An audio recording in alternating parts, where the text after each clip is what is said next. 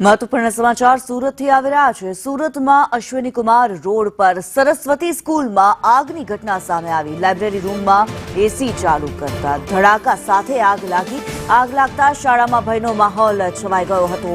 Fire ટીમે ભારે જહેમત બાદ આગને કાબૂમાં લીધી। શાળામાં 800 જેટલા વિદ્યાર્થીઓ અભ્યાસ કરી રહ્યા હતા। ત્યારે સુરતમાં અશ્વિની કુમાર મેઇન રોડ ઉપર આવેલી સરસ્વતી સ્કૂલમાં આગની ઘટના સામે આવી રહી છે। સરસ્વતી સ્કૂલની લાઇબ્રેરીમાં એસી ચાલુ કરતા અચાનકથી જ ધડાકાભેર આગ લાગી હતી।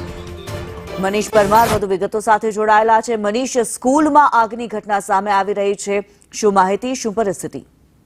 સ્કૂલ વાત કરીએ તો સુરતના અશ્વિની કુમાર પાસે સરસ્વતી સ્કૂલ આવેલી છે, જેમાં 800 જેટલા વિદ્યાર્થીઓ અભ્યાસ કરે છે। સવારની પરમાં જ્યારે એસી ચાલુ કરી હતી ત્યારે અચાનક જ જે શોર્ટ સર્કિટ થયું હતું અને નાનો બ્લાસ્ટ થયો હતો અને આગ ભભૂકી હતી। ત્યારે અફરાતફરીનો માહોલ સર્જાયો હતો। ઘટનાની જાણકાર વાલીને મળતા તાત્કાલિક વાલી છે તે બધા દોડી આવ્યા હતા અને જે કહેવાય કે ફાયરને પણ જાણકારી આપવામાં આવી હતી। ત્યારે ફાયર વિભાગ છે તે તાત્કાલિક અસરથી આ સ્કૂલ પર પહોંચી ગયું હતું અને જે કહેવાય કે આગ લાગી હતી ત્યાં આગળ પાણીનો મારો ચલાવવામાં આવ્યો હતો। જોઈ શકાય છે કે કઈ રીતના સ્કૂલની અંદરનો જે સામાન છે તે બળીને ખાક થઈ ગયો છે। ઉપરનું પીઓપી પર છે તે પણ બળીને ખાક થઈ ગયું છે અને વાયરિંગ છે તે બળીને ખાક થઈ ગયું। પરંતુ જે રીતની સ્કૂલની અંદર ઘટના બની છે, 800 જેટલા વિદ્યાર્થીઓ અભ્યાસ કરતા હતા અને જે કહેવાય કે આગની ઘટનાનો જે મેસેજ છે તે વાલીઓને મળતા જે વાલીઓના જીવ છે તે તાળવે ચોંટી ગયા હતા। તમામ વાલીઓ છે તે સ્કૂલ પર પહોંચી ગયા હતા અને પોતાના બાળકોને છે તેરવા